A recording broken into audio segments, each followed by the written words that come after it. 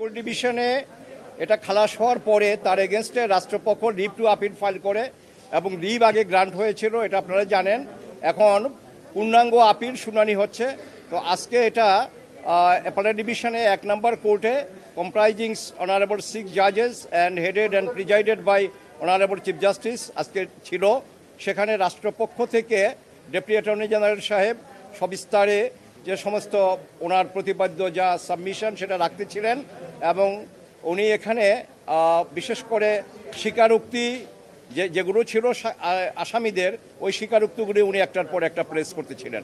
তো সেখানে একটা প্রসঙ্গ আসলো যে এই স্বীকারোক্তিগুলো যেমন আপনার এটা আইন এবং এটা ভিত্তি হলো যে একটা স্বীকারোক্তি তখনই এটাকে আইনগতভাবে এটার অ্যাকসেপ্টেন্স থাকবে বা অ্যাডমিসিবিলিটি থাকবে যদি এটা আপনার ভলান্টারি হয় এবং যদি এটা ট্রু হয়, অর্থাৎ এটা স্বেচ্ছায় হতে হবে এবং এটা সত্য হতে হবে।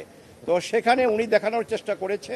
তো একটা পর্যায়ে মাননীয় আদালত থেকে আমাদেরকে প্রশ্ন করা হলো, আমি এবং আমার ডিফেন্স টিমে আমার সাথে my friend mister Shishir Monir, barrister Kaiser Kamal এবং অন্য যারা ছিল, আমাদেরকে একটা প্রসঙ্গে ফ্লোর দেয় এবং সেখানে আমরা দেখানোর চেষ্টা করেছি যে অল দি কনফেশনাল স্টেটমেন্ট, অর্থাৎ এই মামলায় যার যতটা স্বীকারোক্তি আছে, কনফেশনাল স্টেটমেন্ট আছে, সবাইকে আপনার রিমান্ডে নিয়ে এবং torture, physical torture, mental torture এগুলো করার পরে 5 দিন, 7 দিন, 10 দিন, 420 দিনও আছে মুফতি হান্নান সাহেবের টোটাল রিমান্ড পিরিয়ড। তারপরে এনে এই স্বীকারোক্তিগুলি করা হয়েছে এবং এই স্বীকারোক্তিগুলি রেকর্ড করার পরে অন দি আর্লিয়েস্ট অপরচুনিটি আবার তারা এটা রিট্রাক্ট করেছে, অর্থাৎ প্রত্যাহার করেছে যে এটা আমরা স্বেচ্ছায় করি নাই এবং এটা সত্য না, আমাদেরকে জোর করে, আমাদেরকে ফিজিক্যালি মেন্টালি টর্চার করে এই স্বীকারোক্তি আমাদের থেকে আদায় করা হয়েছে। তো এইভাবে আপনার আর্গুমেন্ট এগিয়ে যাচ্ছে।